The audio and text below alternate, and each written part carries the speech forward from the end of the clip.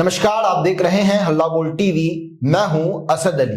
DGP Vinay Kumar ने Shambhu girls hostel मामले में अफसरों को डांटा फटकारा है, क्योंकि एफएसएल की रिपोर्ट जो आई है उसके अनुसार उन्होंने सीआईडी की एंट्री कराई है और सीआईडी ने 59 पॉइंट्स बताए हैं जिनके अनुसार एसआईटी को जांच के निर्देश दिए हैं। आखिर वो 59 पॉइंट क्या है, आइए इस पूरे मामले को विस्तार से समझते हैं हल्ला बोल टीवी के संपादक दीपक शर्मा से। देखिए, जो खबर है उसके मुताबिक एफएसएल की रिपोर्ट आने के बाद बिहार के पुलिस महानिदेशक विनय कुमार ने इस केस को लेकर बेहद कड़ा रुख अख्तियार कर लिया है जी। उन्होंने साफ कहा है कि ये जो मामला है, ये जो केस है, इस केस में लापरवाही हुई है। शुरुआती दौर में जो शुरुआती जांच है उसमें घोर लापरवाही हुई है जी।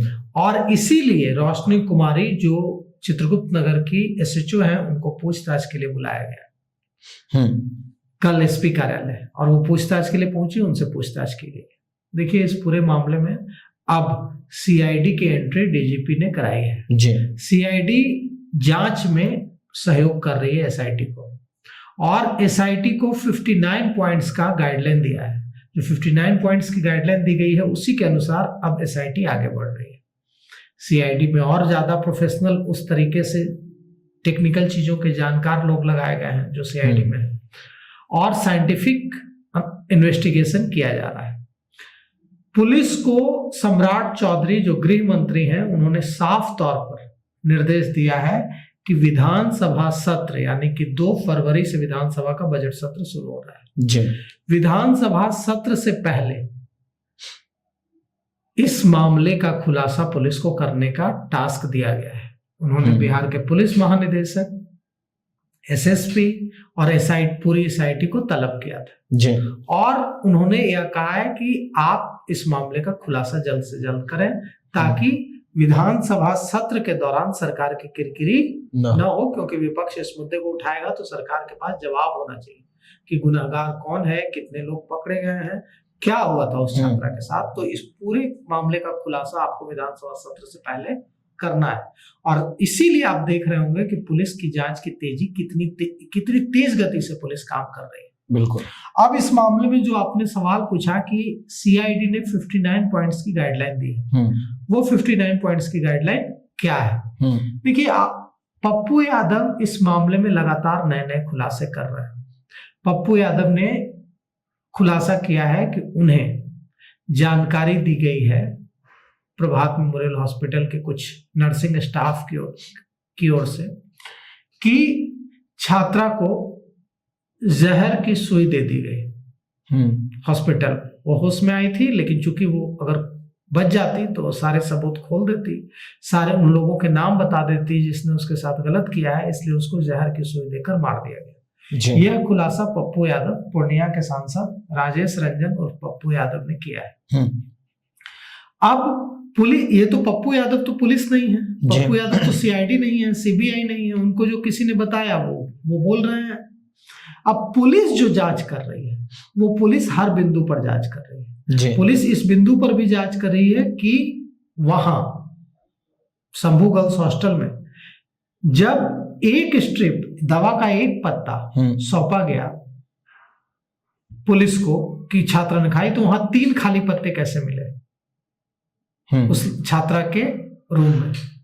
और 5 जनवरी की शाम से लेकर 6 जनवरी की दोपहर तक, 6 जनवरी क्या क्या हुआ वहां जी पीओ में, प्लेस ऑफ अकरेंस में क्या चीजें हुई छात्रा के साथ। आखिर 24 दिसंबर को क्या हुआ था?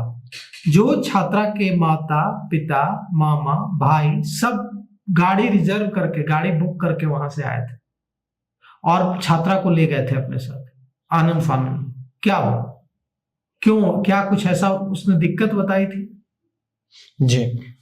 उसके बाद जब छात्रा लौट रही है तो वहां मनीष रंजन भी, जो मनीष चंद्रवंशी जो उर्फ मनीष रंजन जो है वो भी लौट रहा है साथ ही में, पीछे पीछे।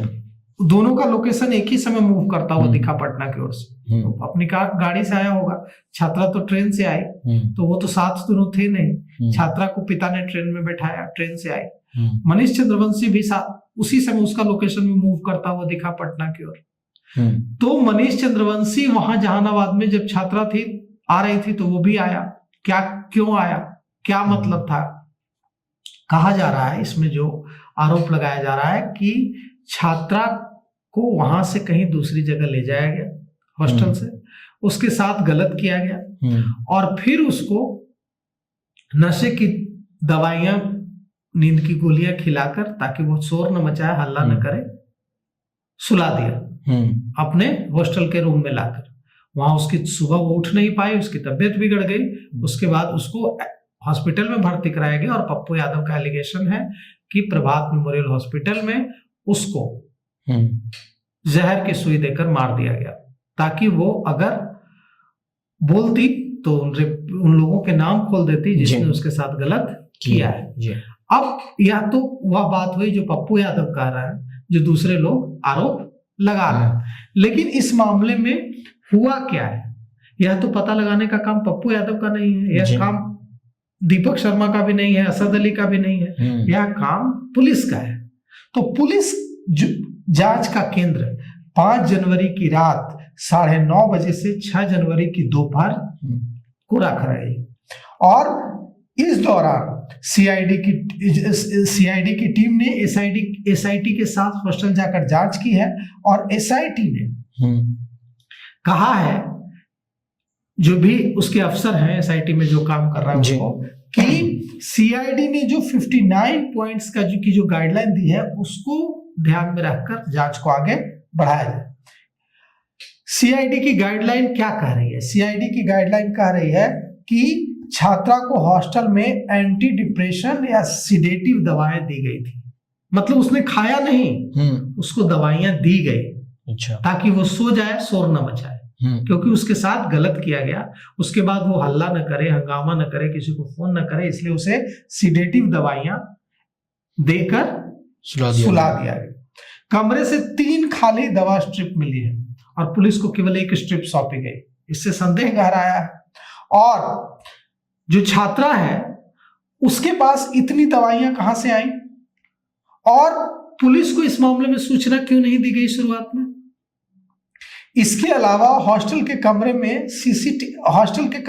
सीसीटीवी जो जांच वांच हो रही है उसमें भी कई तरह की आशंकाएं सीसीटीवी फुटेज के बाद हो रही है और दरवाजा तोड़ा गया, तोड़ करके उसको निकाला गया, हॉस्पिटल ले जाया गया।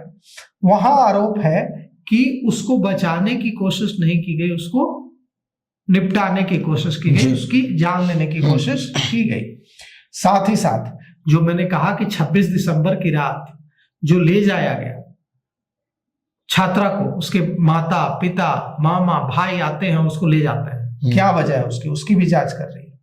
घर में रही 26 दिसंबर से लेकर 5 जनवरी तक, तो घर का माहौल कैसा था जी, वहां उसका व्यवहार कैसा था, क्या वो परेशान थी, क्या उसने कुछ बात कही, क्या हुआ 10 दिन तक जहानाबाद में, उस पर भी जांच की जा रही है।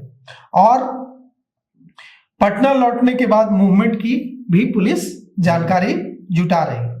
अब देखिए इस पूरे मामले में क्या हो सकता है, यह तो क्या हुआ है यह तो पुलिस को पता लगाना है, लेकिन हम पुलिस को यह टास्क दिया गया है, एसआईटी को यह टास्क दिया गया है कि विधानसभा सत्र शुरू होने से पहले 31 को या 1 फरवरी को, 31 जनवरी को या 1 फरवरी को पुलिस इस मामले में प्रेस कॉन्फ्रेंस करके खुलासा कर सकती है, क्योंकि पुलिस सच्चाई के एसआईटी सच्चाई के बेहद करीब पहुंच चुकी है। जी, तो सुना आपने किस तरह से एफएसएल की रिपोर्ट आने के बाद डीजीपी विनय ने करारों को इख्तियार किया और अफसरों को डांट फटकार लगाई और सीआईडी की एंट्री करवाई। सीआईडी ने एसआईटी को 59 पॉइंट पर जांच करने के निर्देश दिए हैं और पप्पू यादव ने क्या कुछ कहा वो सारी बातें आपने सुनी है। तो इस पूरे मामले पर आपकी क्या राय है, फिर राय कमेंट्स बॉक्स में जरूर दें।